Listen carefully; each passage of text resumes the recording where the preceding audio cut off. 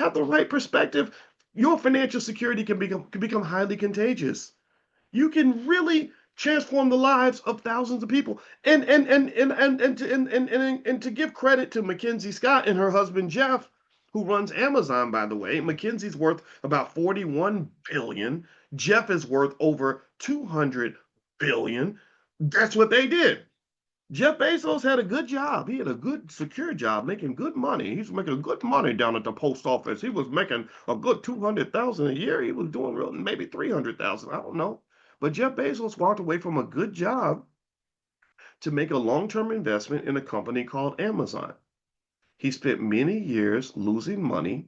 His wife Mackenzie was right next to him. That's why she got so much wealth, and I have no problem with that. Jeff is so powerful and wealthy that he can let his ex-wife have $41 billion and still be fine. He can still be good. He doesn't. I don't know. Maybe he hates her. I have no idea. Divorces are messy, but he's sitting on 200 billion. He's like, yeah, you take your 41 billion. You were there. You drove with me out to Seattle when we opened that raggedy little office, and I had a handwritten poster that said Amazon on it, and I put it up on my wall. You were right there with me. You were shooting jumpers with me in the gym, so you deserve your cut. I think that that's perfectly fine. I don't look at it as a robbery or a bad thing.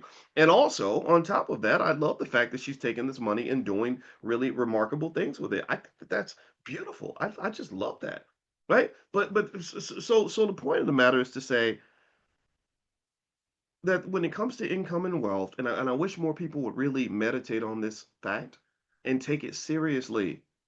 You got to take your wealth seriously. You got to take your family seriously. You got to take your community seriously. Because if you don't, then the world's going to look at you as a joke.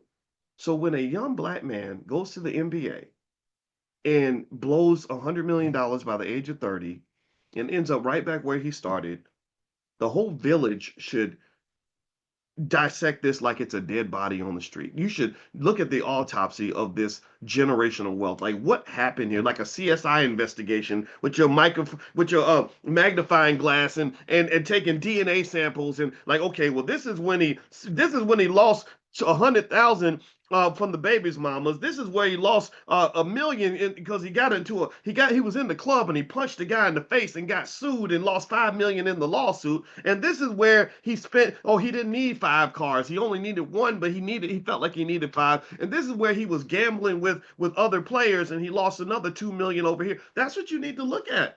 And you need to then connect that to bad culture. And you need to say, okay, what makes a man blow Antoine Walker? What makes a man blow millions of dollars gambling? What is it? Because you felt that you needed to impress Michael Jordan, so you were gambling with him 24 hours a day, 7 days a week? Is that what it was? Like what was happening? What is it in the culture that would cause you to blow an opportunity to build massive amounts of generational wealth? Because see, the thing about the black community that frustrates me the most is that we have our Jeff Bezoses too. We really do.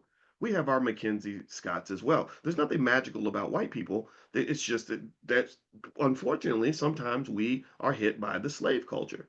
So the slave culture says when you have a little black Bezos that pops up, you got probably about 100,000 kids out here that really could do what Jeff Bezos did if they were given the support that he received.